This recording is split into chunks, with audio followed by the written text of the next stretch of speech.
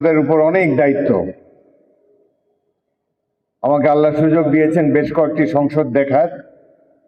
আমার মনে হয় এবারে যে সংসদটি গঠিত হয়েছে অতীতে যে কোনো সংসদের চাইতে গুণগত মানে অনেক উৎকৃষ্ট একটি সংসদ আমরা পেয়েছি।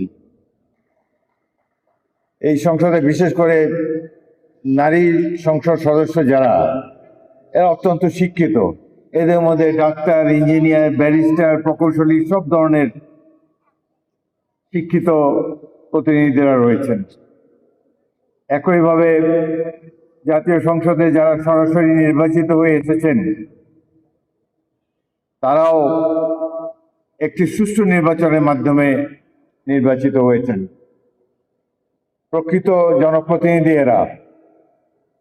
অতীতে অনেকগুলো নির্বাচনে আমাদের জন্য বিড়ম্বনার সৃষ্টি করেছে। এই সংসদটি আমার দেখা সবচাইতে সুষ্ঠু নির্বাচনের ফসল।